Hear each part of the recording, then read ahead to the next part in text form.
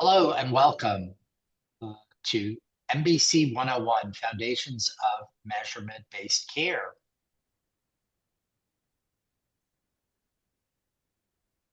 You can, next slide.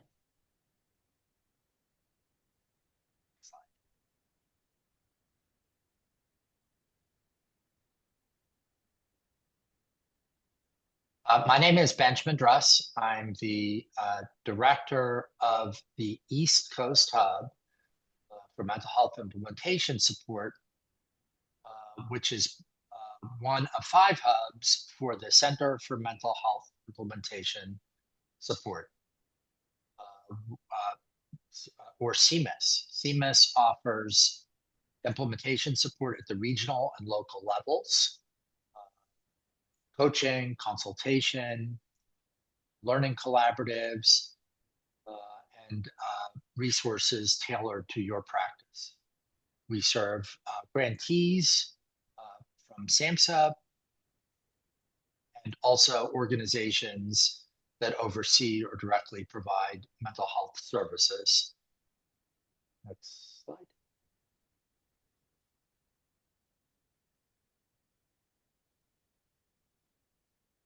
And the goal is for these organizations that provide mental health services to disseminate, implement, and sustain effective practices. CMIS focuses on the how of practice change rather than training in specific interventions. So we help you to do a better job in your work. Slide. And here are some ways that you can connect with us. That these will be posted along with the slides for attendees. Next slide. So our presenter today will be Dr. Sandra Resnick.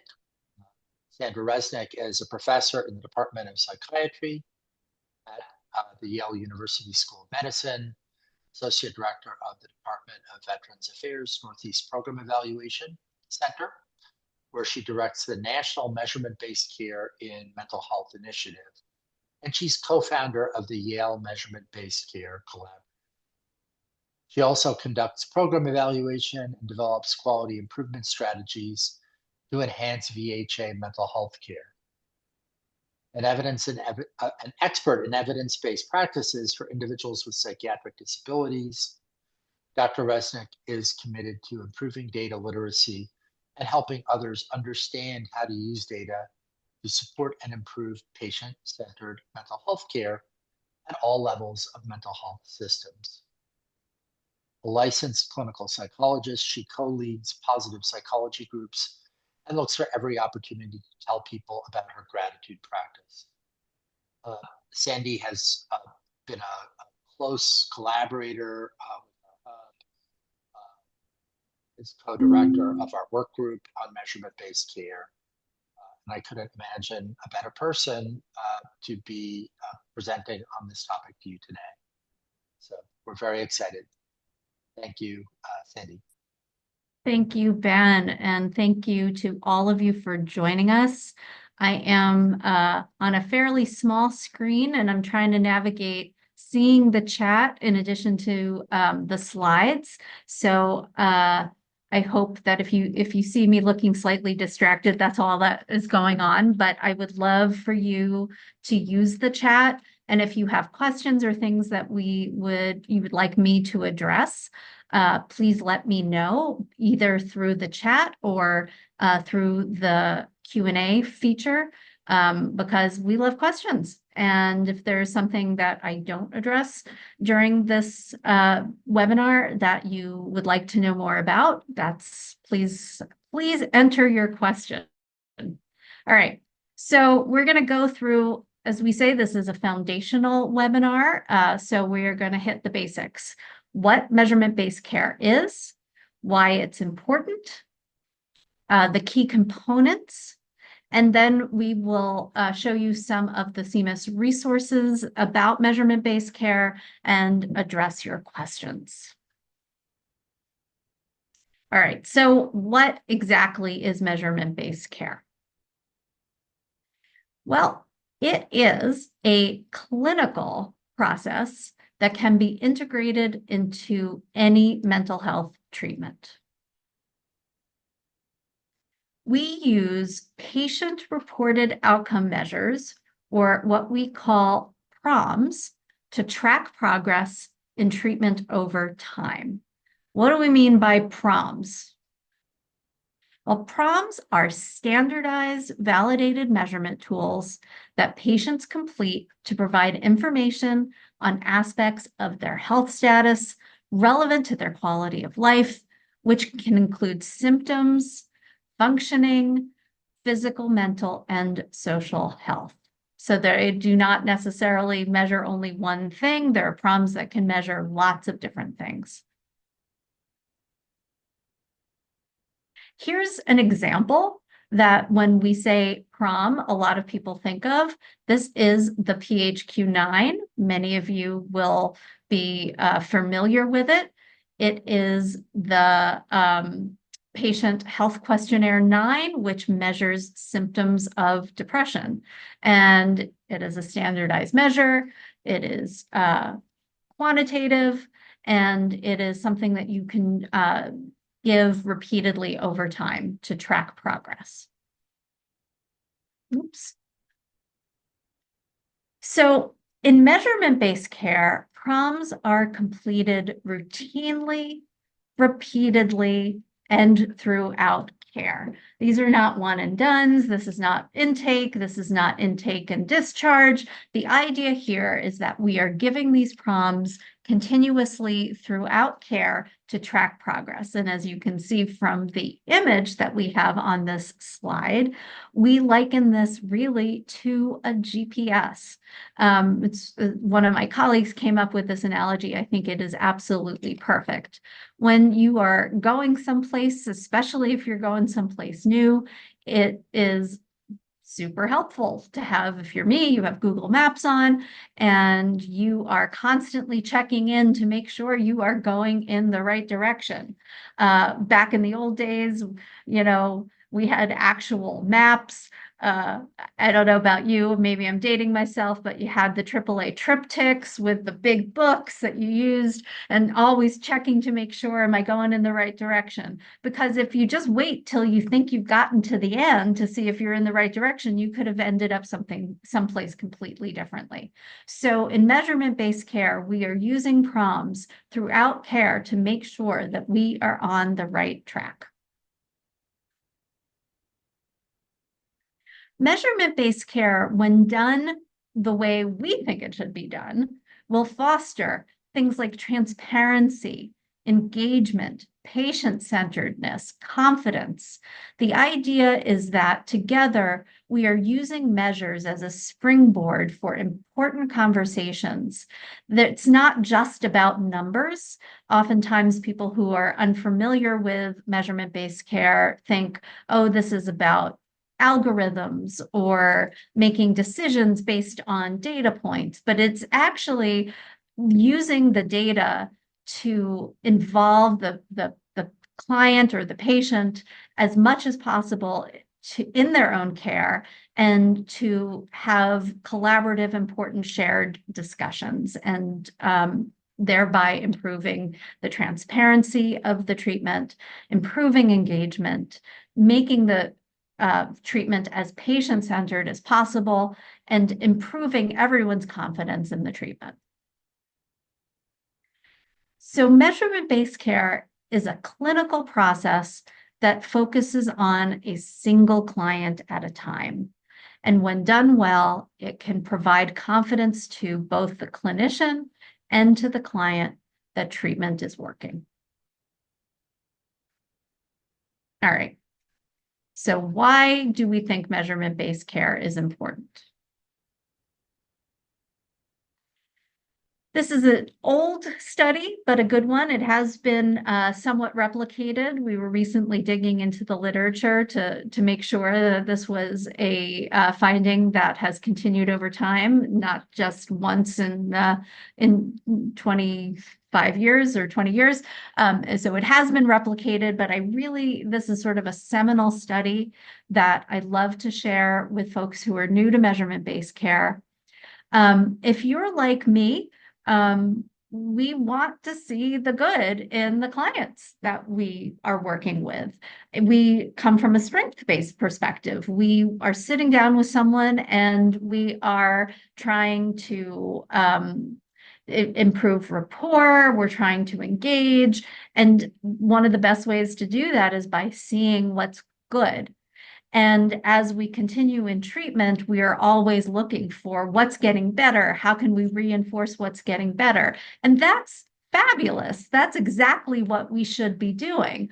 But the flip side is by focusing on that, we are actually really bad at predicting when people are not doing well in treatment. So this is a study that asked therapists to predict how well their clients would do in psychotherapy, and then used measures to test how well they were doing in psychotherapy. And you can see starting on the left that the vast majority of therapists predicted that their clients would have a positive change in therapy, when in fact, less than half actually did. A good chunk had no change at all, and very few therapists predicted that those clients would stay stable or unchanged in therapy. And almost no therapists predicted that their clients would deteriorate, when in fact, a small but still sizable number did. So this speaks to how important it is that we use alternate sources of data in order to track how people are doing in mental health care, in order to make sure that we get those positive outcomes that we want. This is one of my favorite studies that have been published so far. It's by DeYoung and a research group that focuses on measurement-based care and psychotherapy. And they did a multi-level meta-analysis, and you can see the citation below if you're interested. And they found 58 studies looking at how well measurement-based care did in psychotherapy. And it was the most comprehensive meta-analysis that had been done to date. It was published in 2021. And what they found was across these studies was a small but positive and significant effect on symptom reduction for the clients that had measurement-based care or feedback. And I thought this was super interesting. They also found that for those receiving measurement-based care, dropout reduced by 20%. Now, they had some theories as to why that might be.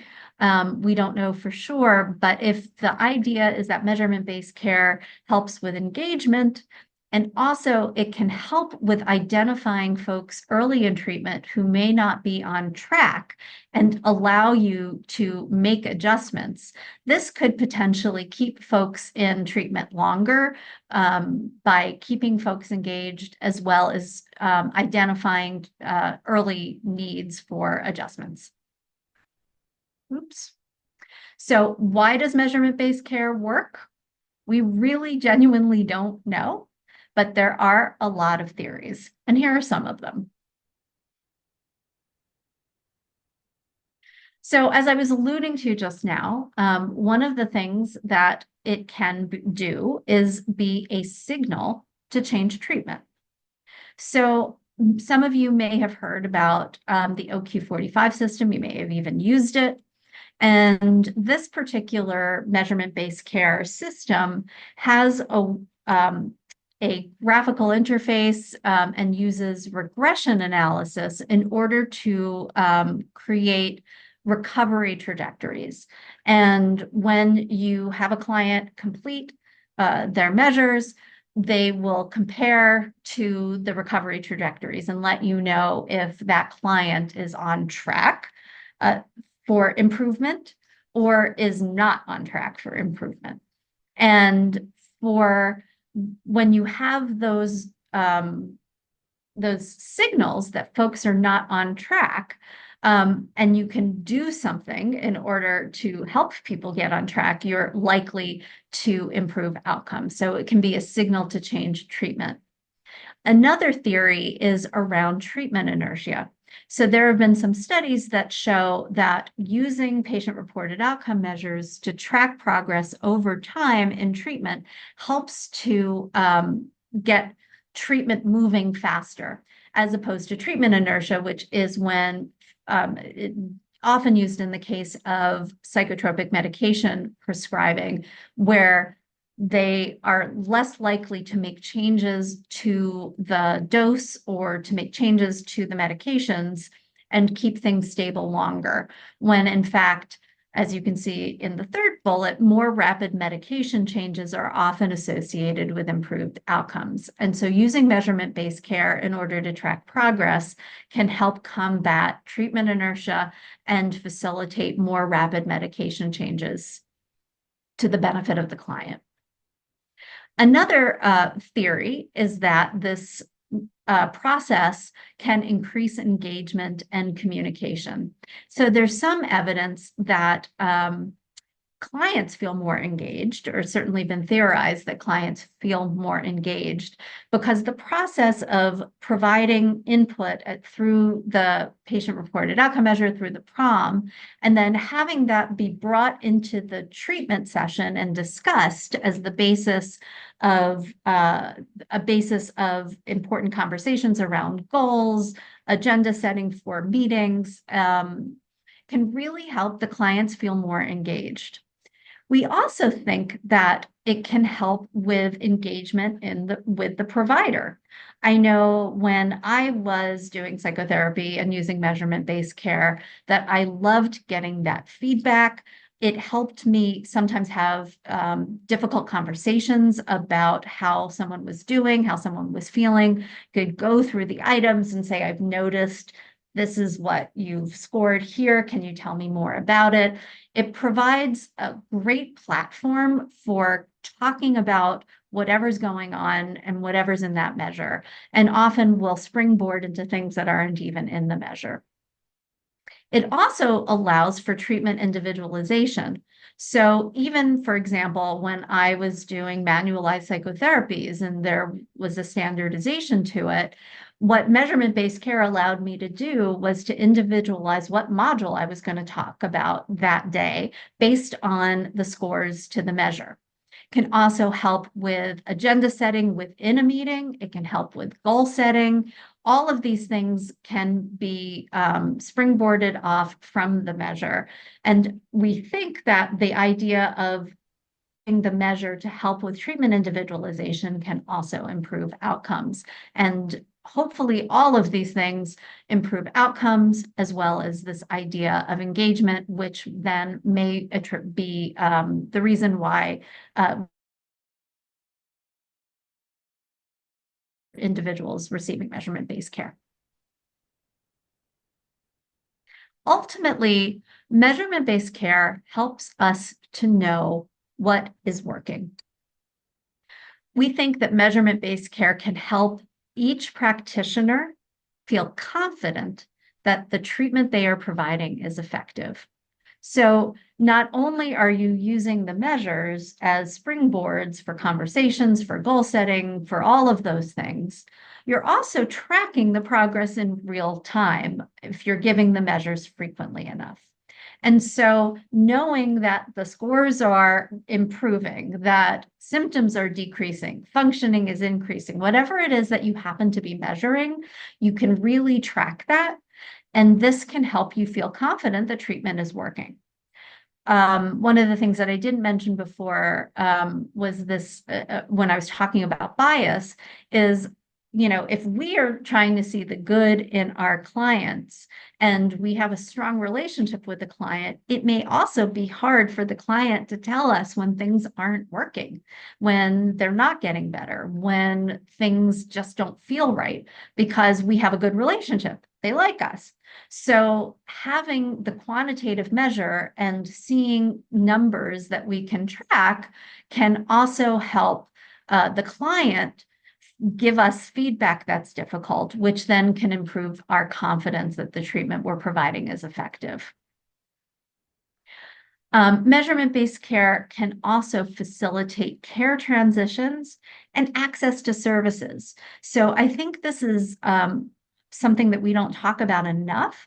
The idea is that when you are using a measure to have these conversations about how treatment is going, about treatment adjustments, what we're doing is we are having lots and lots of conversations about what's working, what isn't working, do you need more, do you need less?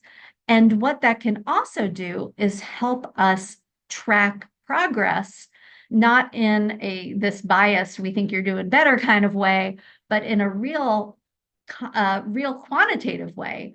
And what we've seen is that clients who are using measurement-based care, at least anecdotally, have been able to track their own progress, see their own improvement, and feel much more confident about the way that they are feeling. Like, okay, I thought I was feeling better, but now that I see it in black and white and I see the graph go down, I really know that I'm getting better. And often what that can lead to is conversations about decreasing the frequency of treatment and possibly even positive termination. And what that does is it means that we're giving every client the treatment that they need, but we are not giving them more treatment than they need, which can open up access for other people who may be waiting. And then finally, I make this point over and over again, but I like to repeat the important stuff that measurement-based care engages clients and providers.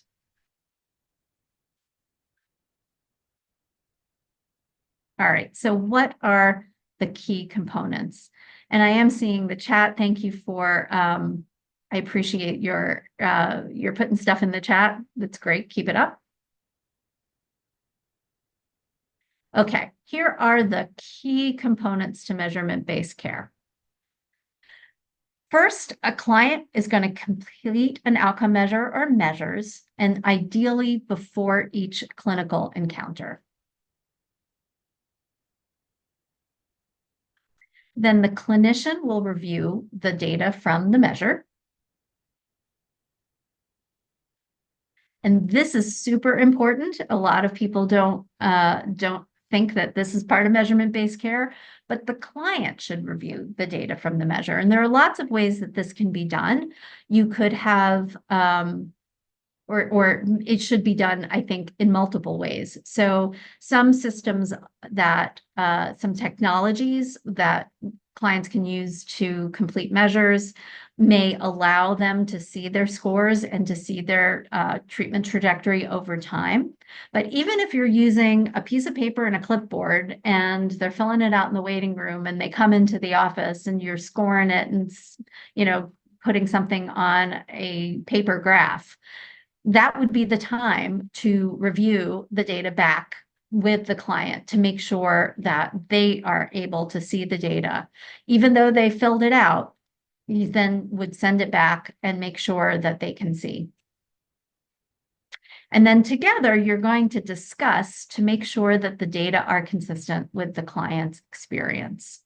So sometimes clients might have read a question wrong or misinterpreted something, or possibly you've scored something wrong if you're doing it by hand. So it's always important to make sure that the conversation is about consistency. Does this seem right to you? What else can you tell me about this score? It is not just taking the number at face value, but making sure that you're having a discussion. And sometimes this is about total scores. It might be about subscale scores. It often is about specific items. And then finally, together, collaboratively reevaluate the treatment plan informed by the data. So you could be deciding everything is going the way it should. This is working. Let's just keep going, do what we have planned. But it's possible that you may decide based on this conversation we're having about the data, maybe we need to do something different. Maybe I'm not the right provider for you and I need to refer you elsewhere. Maybe we need to add something on. Maybe we need to change your goals. Maybe these goals aren't really your goals and we want to focus on something else. Lots of options here, but the important part is that we're taking time at every visit to look at the measures, reevaluate, and make sure together that things are going the way we think that they should be going. Okay, so let's talk about a few myths.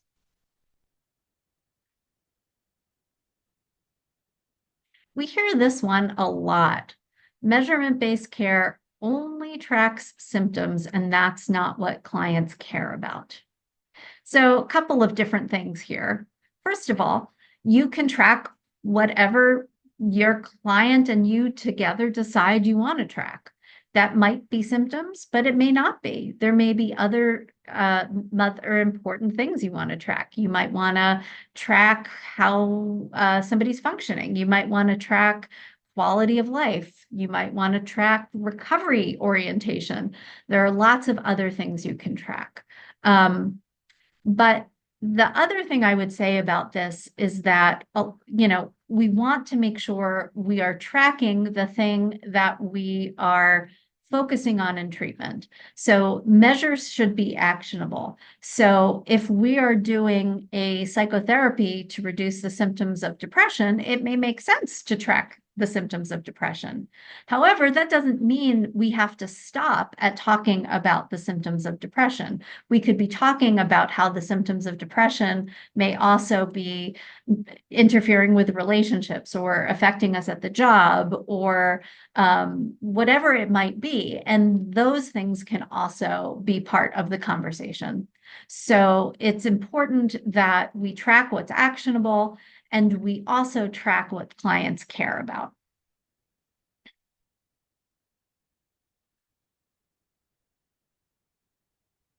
And I'm just looking at the chat. It seems like we have a question about the frequency. So I will absolutely address that towards the end. Yep, absolutely. All right.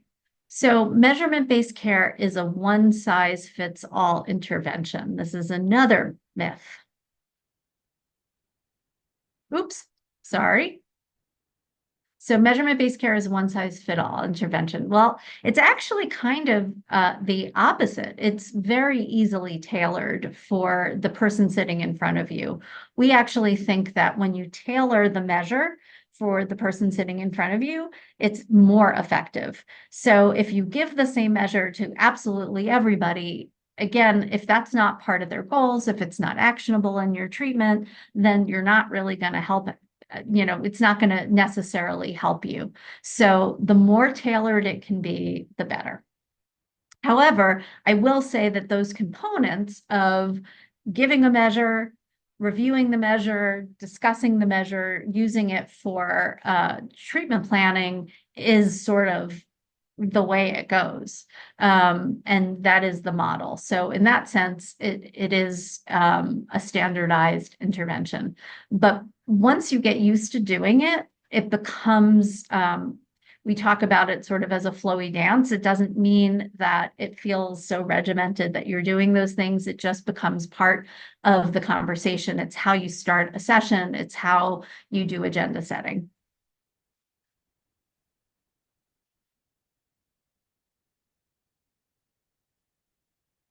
All right, here is another big myth. This is one of my least favorite ones. Measurement-based care is the same thing as performance measurement or value-based care. So it is not. Measurement-based care is about the client sitting in front of you. Occasionally, it might be a group setting, and so it's the handful of clients that are sitting in front of you. But we are not using the data in the aggregate measurement-based care. We are using the data for each client to track their progress over time. Performance measurement is when you have data from your entire system or in a program and you aggregate it in order to determine how well the system is doing. This is not the same thing. And in fact, there are some serious cautions with using the measures that you collect as part of measurement-based care and aggregating them for performance measurement. At this time, we generally don't recommend doing that. And that's a more complicated conversation. We have some resources that talk about that. Similarly, value-based care is about reimbursement, and it's about using evidence that treatment is going well in order to justify reimbursement. But we're sort of in the infancy of value-based care and mental health at this point. So when we talk about measurement-based care, we are not talking about either of those things. We're talking about something that's an evidence-based clinical process between clients and providers.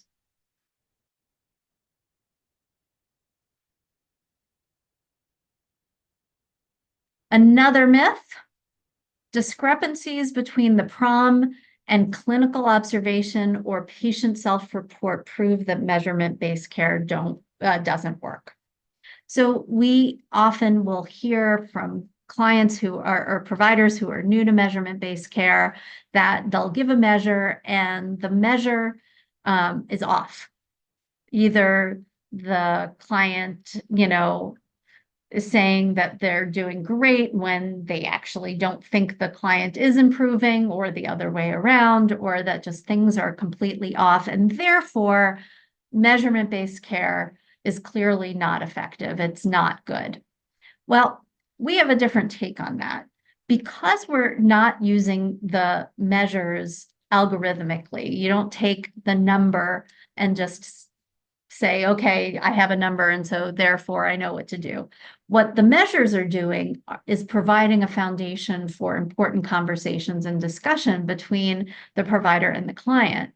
We see discrepancies as, I'll use the term sometimes, magic moments, where something really important can come out of the conversation. So asking about, hey, I see you've got this measure, this score on this, but I'm noticing, X, or, your measure says that you're doing much poorly, doing poorly. And you can see as we track your progress over time that this symptom measure was much higher today, but I'm looking at you and you seem to have a smile on your face and you're telling me about all the great things you did this week. Something's not matching up here. Can you tell me more about that?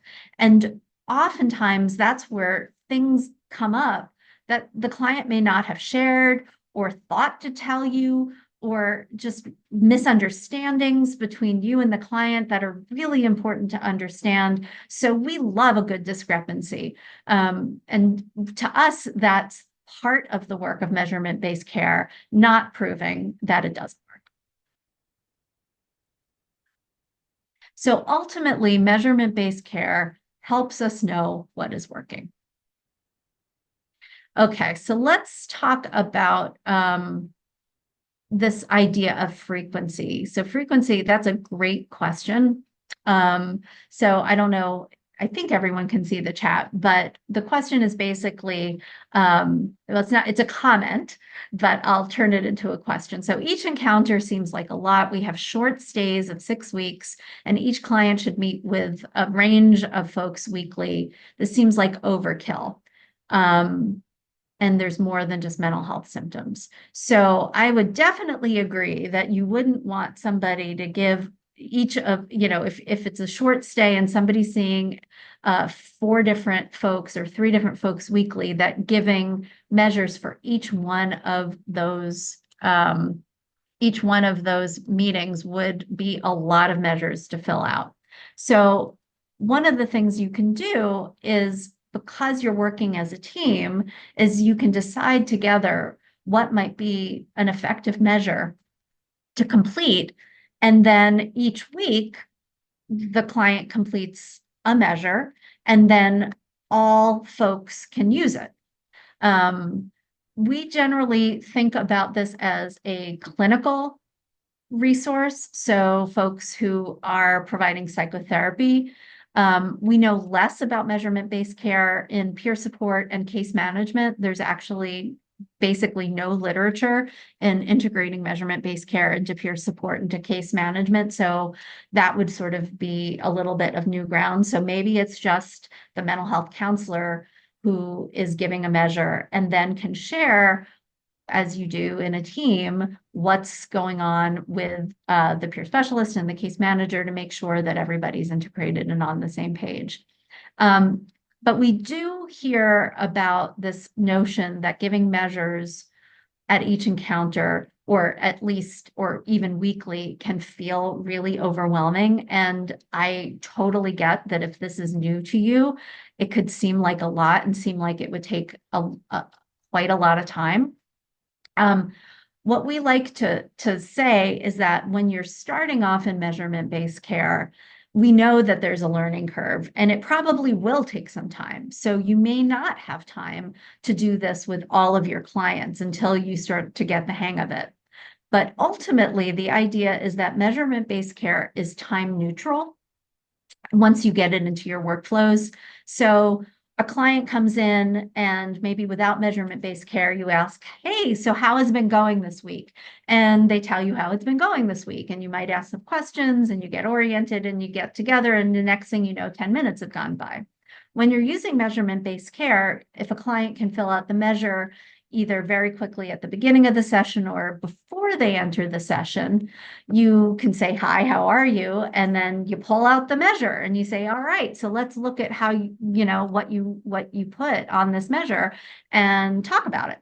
And that becomes your check-in. And it can often be way more efficient because you're already cutting to the chase of what it is that's important to the client. You're looking at the items. You say, oh, wow. So it looks like this sleep item that you hadn't really endorsed before, all of a sudden you're indicating you're having all of these challenges with sleep. I'm wondering, is that something that you would like to talk about today? Is that something that you think is important to talk about in treatment? And right away, you're sort of narrowing down the scope of what you're going to focus on.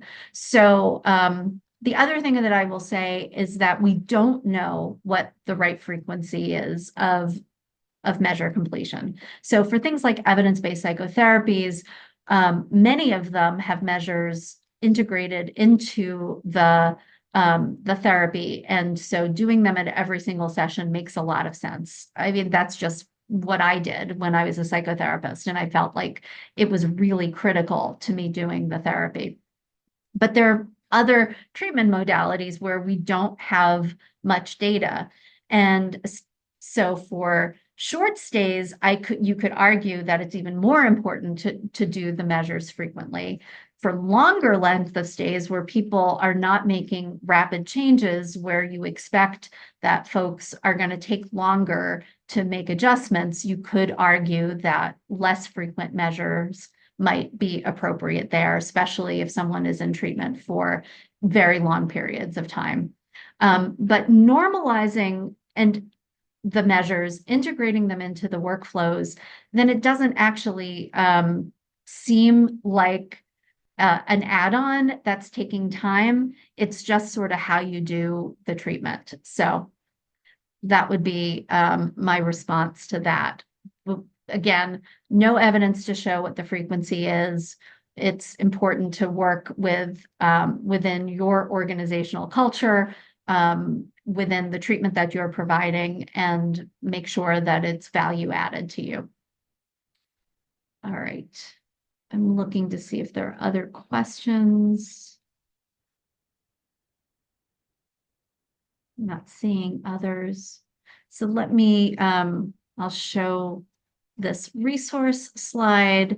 So on the CMIS webpage, we have a number of different resources that can help you if you are interested in implementing measurement-based care. If you're already implementing measurement-based care and you're looking for some tweaks, hopefully these tools could help you.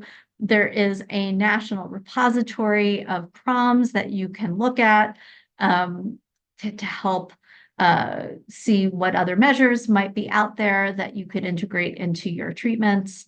We've got white papers and reports that provide information about measurement-based care implementation, journal articles, including one on how to do implementation of measurement-based care, and links to the Yale Measurement-Based Care Collaborative, which is me and my colleagues, where we try to share materials to support people in doing measurement-based care. All right. Are there any other questions or questions that have come in the Q&A?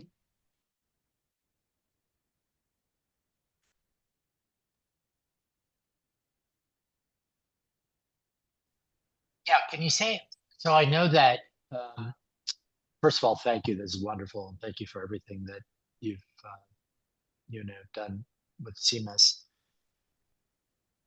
One thing that folks may be thinking about this issue of value-based care a little bit, um, and wondering, because that's something that a lot of people are facing, even if it's something that is not the same as measurement-based care, do you have thoughts on how to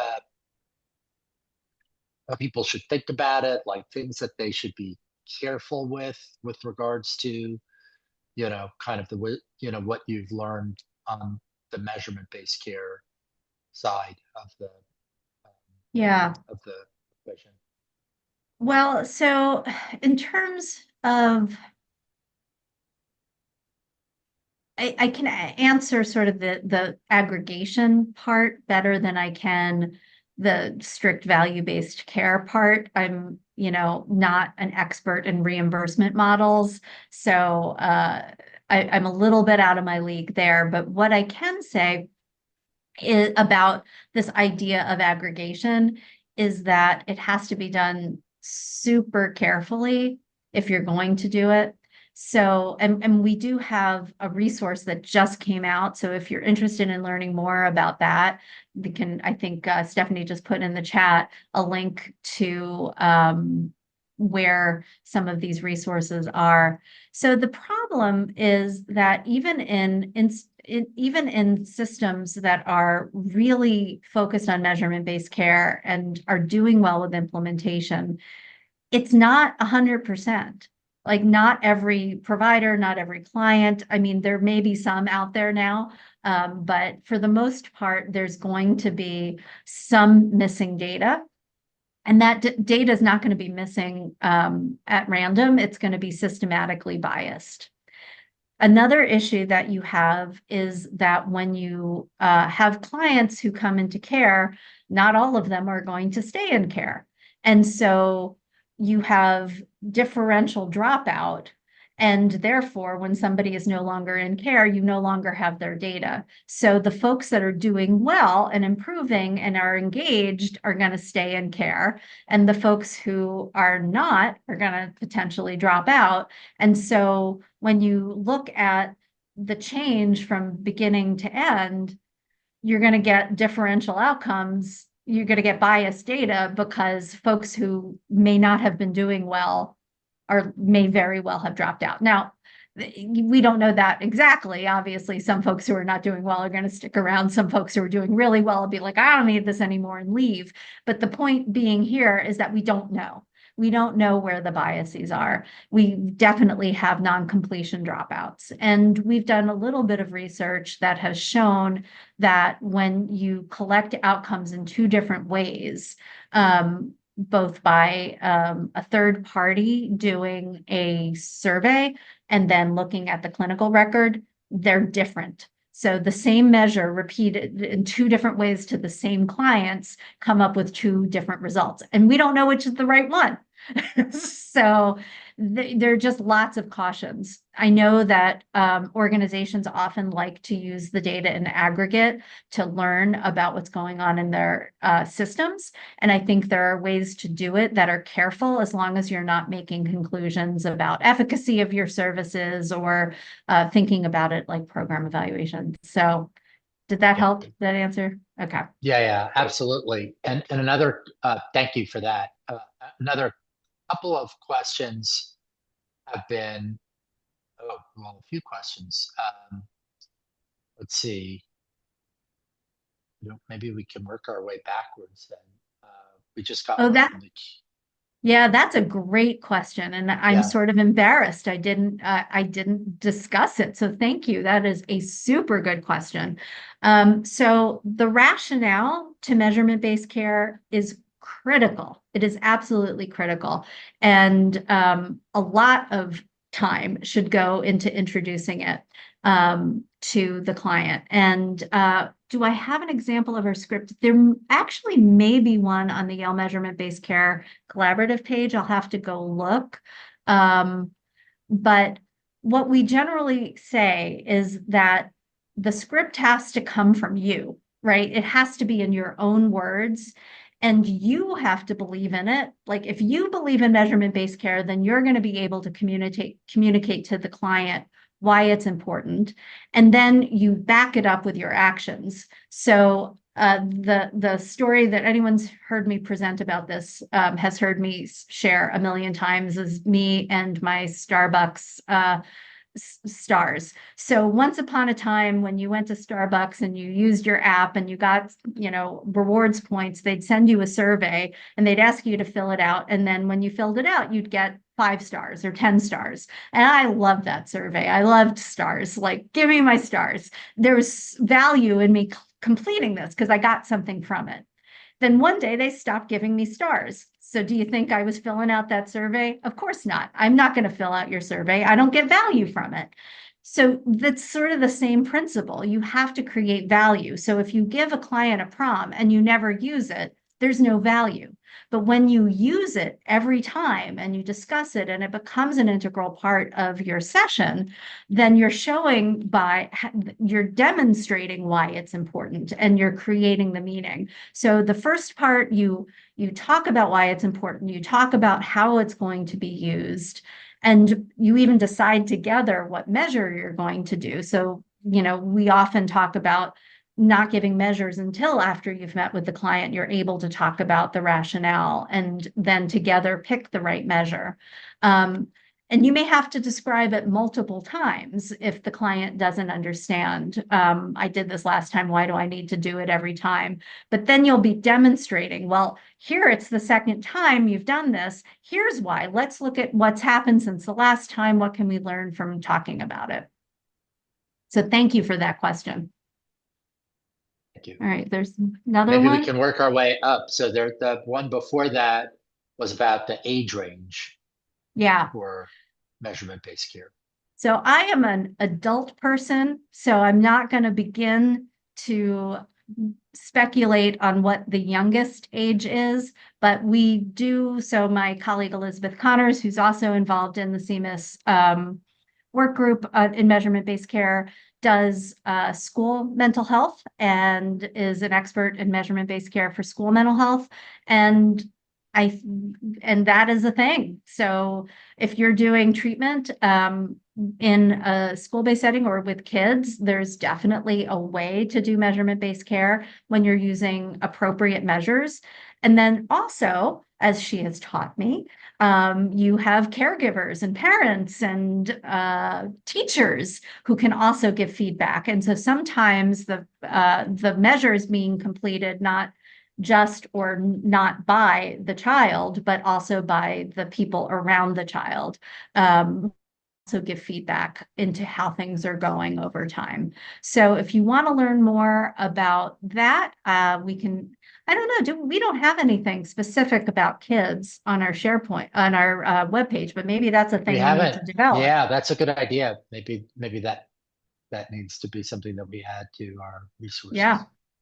So thanks for that question. Also, let's see what And else then we got. going up one more, which I know is something that we've thought about as a group, is around this issue of knowing what measurements are evidence-based. Yeah. So we do have the repository on the webpage, so you can see some of the instruments that we have agreed upon as a work group that we believe are measurement based, that are evidence based. And thank you, Stephanie, for linking to the repository. What we would ask you to think about is that a measure use for measurement-based care ideally would be sensitive to change over time. That's what we're really looking for, is a measure that's standardized, that is that changes over time. So if something doesn't change over time and you give it every week, there's no value in that. Like that's the thing you would both get frustrated by. So we want to make sure that the measure is linked to the thing that you're treating and that it changes over time. The challenge is that there are so many qualities of measures that there often aren't like perfect measures for anything. And so, you might find a measure that's sensitive to change over time, measures the thing that you're doing, but it doesn't have a ton of data, like psychometric data, and studies that show this, that, or the other thing, or, vice versa. And that's why we really focus on this model of sharing the data back with clients, discussing it, using it as a springboard, because even if a measure is imperfect, this can allow you to have important conversations about what's going on, even if the measure isn't perfect.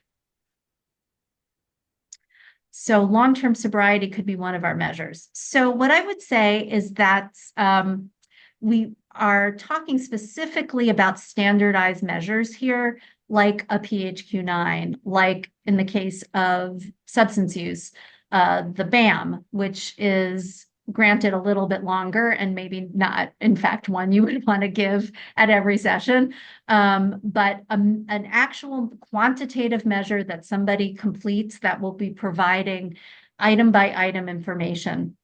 However, tracking other things is really great, and tracking things that are important to the client is really important. So combining different kinds of measures, I think, would be really helpful.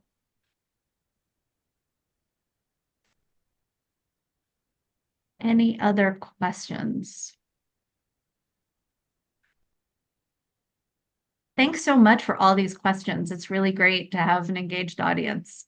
Oftentimes these webinars, it's hard to feel connected to folks.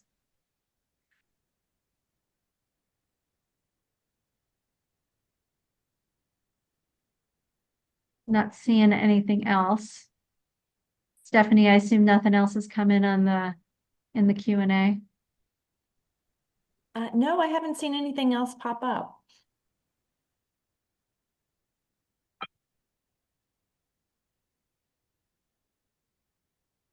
Can we share the recording with colleagues afterwards? I believe a resounding yes to that question.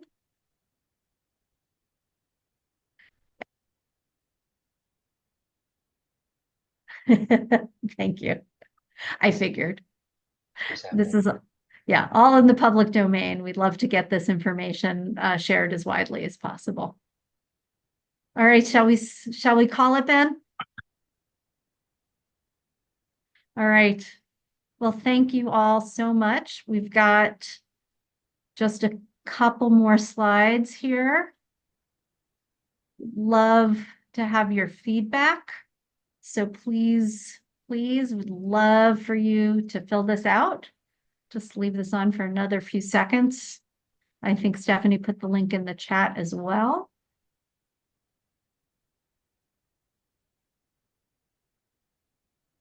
And once again, if you want to scan this too, other ways to connect with us, gotta love a good QR code. All right. I think that's it. Thank you all so much for joining us. Thank you, Dr. Resnick. Yeah, this was great, and you've been such a resource for us and for the field. And everyone gets stars. Stars for everyone. Stars for everyone. Thank you. All right. Take care.